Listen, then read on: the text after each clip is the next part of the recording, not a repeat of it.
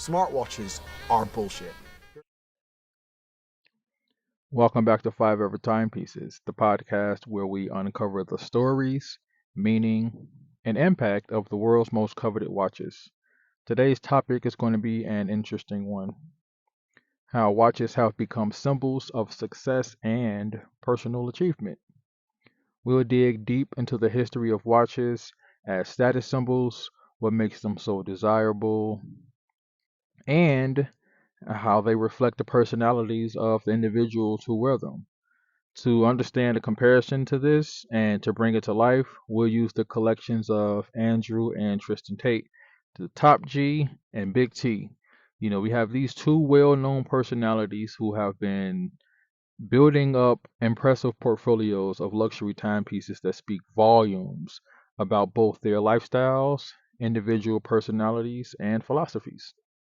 So, if you're a watch enthusiast, an aspiring collector, or somebody who's just curious as to what makes luxury watches so special, well, you're in the right place. Let's dive in. Looking at watches through the ages, let's just call it a historical perspective.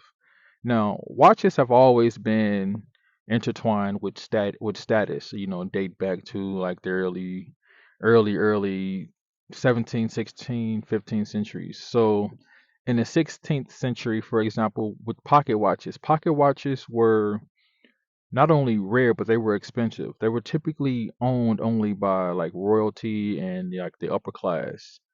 These were like intricate, like handcrafted pieces that were made from like today's precious metals, gold and silver. They weren't just functional, they were artistic masterpieces. Think about it. Like back then, having a reliable way to, measure time, it was more of a privilege than a necessity. Fast forward to the early 20th century, and we see the wristwatch emerging. Initially, it was something that was adopted for like the military use during like World War One. Wristwatches became popular among civilians in the post-war era. Companies like Rolex, Cartier, Patek Philippe, they capitalized on the shift of interest. They began to create pieces that combined practicality with luxury. And by the mid 20th century, watches became more than tools. They became fashion statements. You had icons like James Bond and Dr. No wearing the Rolex Submariner, instantly cementing the idea that a watch could symbolize, sophistication, capability, as well as success. Now, let's unpack what makes watches such enduring status symbols. While watches are the ultimate status symbol, you have like craftsmanship and the heritage of the brands. Luxury watches, they were and are marvels of engineering.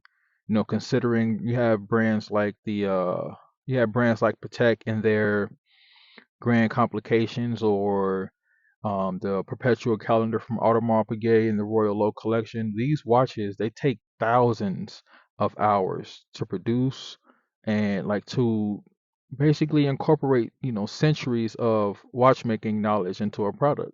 So it's like owning one of these is almost like owning a piece of history. It's a testament to like human ingenuity and craftsmanship. But then you have like rarity and exclusivity from watches. Luxury watches are often made in like limited quantities anyway. Take for example Richard Mille. Their timepieces like the RM 1103, were just produced in small numbers. So owning one of those signals that you're a part of a very exclusive group. And then there's things like emotional value when people are buying watches. Like a watch is personal. It's something you wear every day, something that becomes a part of your identity. Many people buy watches to commemorate milestones, like either a graduation, a promotion, some type of significant life event. It's not just about the watch itself, but the story that it tells to that individual. Now, let's look at Andrew and Tristan Tate, the Top G and Big T. We're going to look at their watch collections. These two individuals, right here, these guys understand the power of watches as symbols of success, conversation starters. You know, their collections just aren't about owning expensive items. These guys can buy anything that they want. They're about making statements. Andrew Tate's bold choices. Andrew is known for his larger than life personality, and his watch collection reflects that. Here's just a couple of things in his watch collection that where you can understand what I mean by that. You have his Jacob and Co. Bugatti Chiron Tourbillon. This watch isn't just a timepiece. It's a piece of wearable art. It has a miniature W16 Bugatti engine inside, and it moves like it has complete moving pistons. This choice screams power, dominance, just like Top G Andrew himself. Then you have his brick, pause. The Audemars Piguet Royal Offshore. That solid 18 karat heavy gold watch. It's unapologetically luxurious. It's the kind of watch that demands attention. Going to his speaking of attention, you have Andrew's customized Patek Philippe Nautilus, the one of one emerald green that he had made in Dubai. So it's like customized with emeralds. This is just a statement of exclusivity and individuality. This watch right here says, "I don't follow trends, I set them."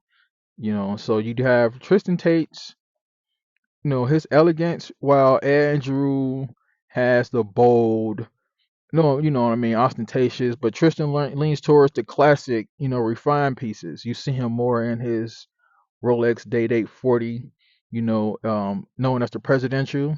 Tristan's rose gold version, has that green dial, the iconic green dial, the anniversary color.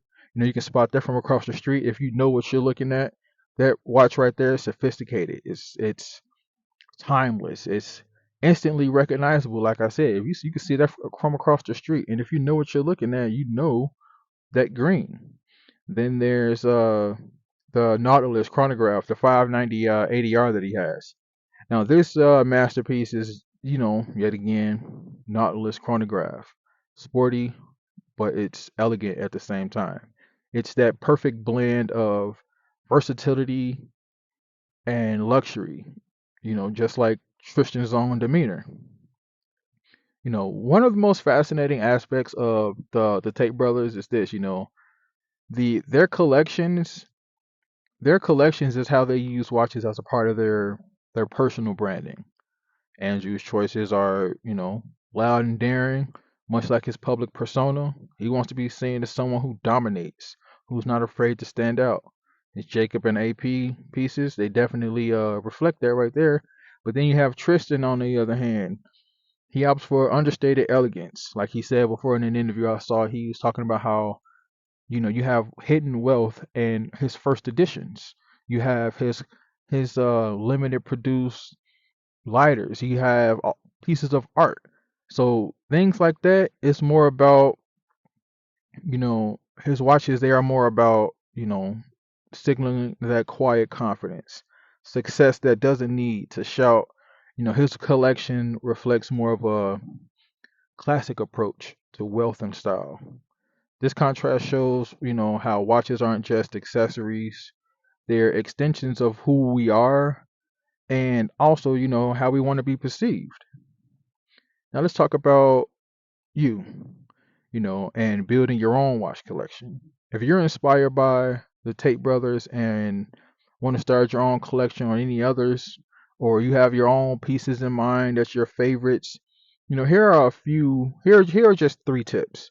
You start with the classics, iconic models like the Rolex Mariner, the Omega Speedster, or even the Cartier Santos. Now, these are great entry points for someone.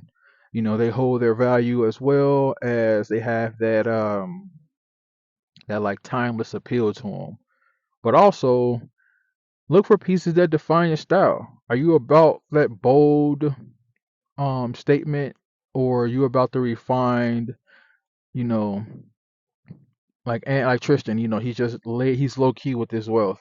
Let your personality guide you when it comes to purchasing your watches. But as those two are, the two top tips I want you guys to remember. Something that I want you to understand as the third is you guys take your time and think long term when you are purchasing these watches. A luxury watch isn't just a purchase, you know. In some instances, some could be seen as an investment. So choose the pieces that you love, that you can see yourself loving for decades, not just a quick season. But you know, before we wrap up today, I'm going to talk about the future of watches as status symbols. You're gonna let's consider this. Consider the future. You know, with smartwatches dominating the market, you know, will luxury watches lose their appeal? I don't think so. I don't think so at all. At all. Luxury watches, they're more special. You know, they have something that smartwatches can't replicate. You know, they have a soul. You know, they have heritage. They have artistry. They give you that emotional connection. Owning something like a Rolex or a Patek Philippe is more than telling time. It's about appreciating something timeless in like an ever-changing world like today. The Tate brothers definitely understand this. If you look at their watch collections, you know, and so do the millions of collectors worldwide and enthusiasts worldwide who continue to invest in fine timepieces. To sum up, these are going to be my closing remarks. Just to sum up, you guys, watches are more than just tools. You know, they are symbols of success. They're markers of milestones and also could be reflections of our personalities. So whether you're inspired by Andrew Tate's bold choices, Tristan Tate's classic elegance, you know, you can float top G or big T as far as like what you're inspired by in the watch industry if you know who these guys are. But there's a lesson here for all of us. A watch isn't just something you wear. It's the story you tell. I just want to thank you guys for joining me on this episode of Five Ever Timepieces. Don't forget to subscribe, share your thoughts on today's episode, and let me know what's your dream watch. Until next time, keep ticking forward.